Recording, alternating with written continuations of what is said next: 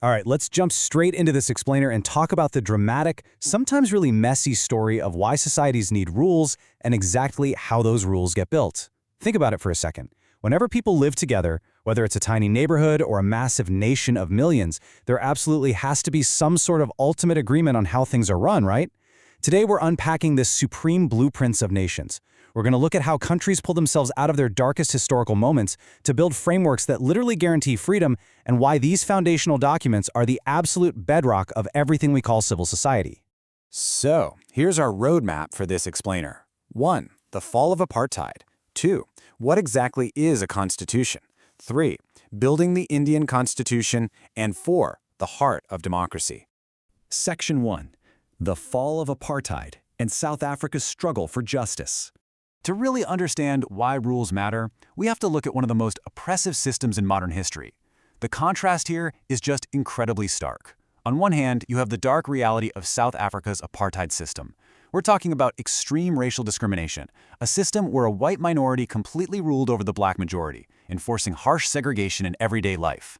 And on the exact opposite end of the spectrum, you have the democratic alternative they were fighting for, a system built on true equality, free elections, and fundamental rights for every single person. Now, to put this struggle into perspective, just look at this number, 28 years. Let that sink in. That is how long Nelson Mandela spent in a prison cell, sacrificing his freedom just to fight against that racial discrimination.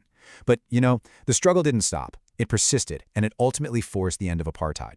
By 1994, democratic elections were finally held, and Nelson Mandela walked out of prison to become the president. It wasn't just a change in management, it was an absolute, hard-fought victory for democracy. And what happened next is, well, it's pretty much a masterclass in leadership. After decades of brutal oppression, you'd probably expect a massive desire for payback, right? But South African leaders actually chose reconciliation and cooperation over revenge. They actively wanted peace and justice.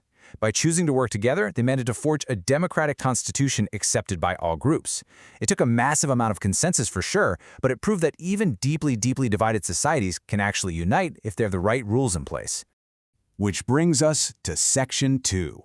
What is a constitution? The foundation of a fair government. So, what are we actually talking about here? A constitution definitely isn't just some dusty piece of paper in a museum. It is the supreme law of a country. It's a set of fundamental rules and principles that literally everyone, from you and me to the highest elected official in the land, has to follow. It's the ultimate rulebook that defines the structure of the political system, limits the powers of the government, and locks in the undeniable rights of the citizens. By laying down these rules, it does some really heavy lifting for society. First off, it generates trust. Why? Because everyone knows exactly what the rules of the game are. It also specifies the structure of the government, so everyone knows who does what. Crucially, it limits government power, meaning no leader can just bypass the rules and set up a dictatorship. And on top of all that, it actively protects your rights while expressing the broader ideals of the nation. So the big takeaway here is that a democracy simply cannot function properly without rules and rights. It just can't.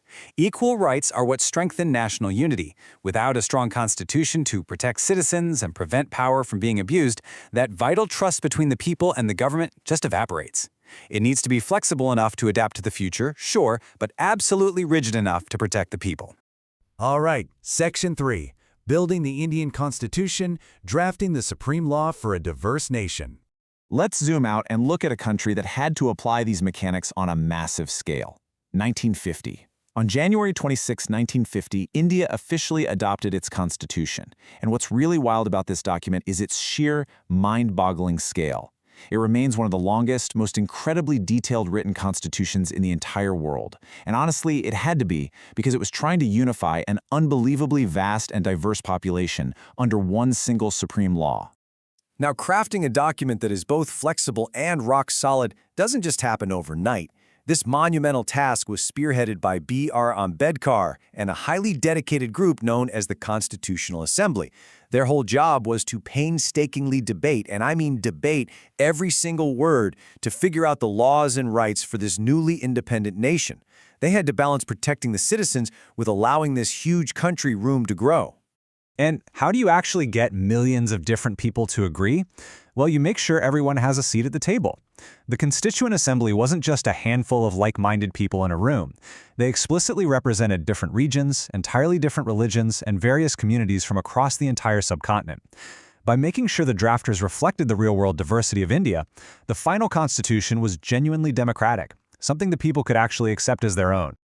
And that leads us to our final stop, Section 4, the heart of democracy, the guiding values of the nation.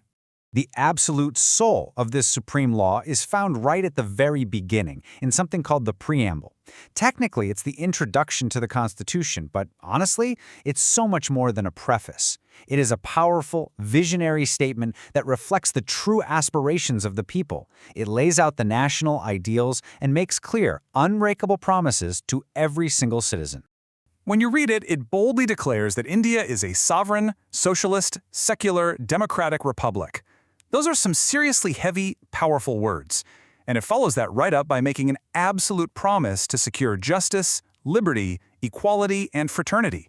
These aren't just nice-sounding buzzwords. They're the actual, literal metrics by which every single law in the country gets judged. Let's actually break down what these constitutional ideals mean for you and me on a daily basis. Democracy isn't some abstract theory. It strictly means a government run by people we actually elect. Secularism, that means the government has to treat all religions with absolute equality, so no one belief system gets favored over another. And liberty, that's the big one. That is your guaranteed freedom to think and express yourself. When you take these guiding values and put them into practice, they do some incredible things. They actively ensure social, economic, and political justice. They guarantee equal rights for all citizens, completely regardless of where they come from. They mandate equal treatment of all religions, and they build this sort of invisible shield around your freedom of thought and expression. These are the active principles that stop us from sliding back into the injustices of the past. So, as we wrap up this explainer, I want to leave you with a thought. When you consider the fragility of human rights, that incredible, hard-fought story of South Africa, and the immense architectural design of India's supreme law, ask yourself this: could our democracy ever truly survive without a constitution? It's the ultimate blueprint that limits power and protects your voice. Just take a second to imagine what the world would look like without those rules in place. Until next time, keep questioning and keep learning.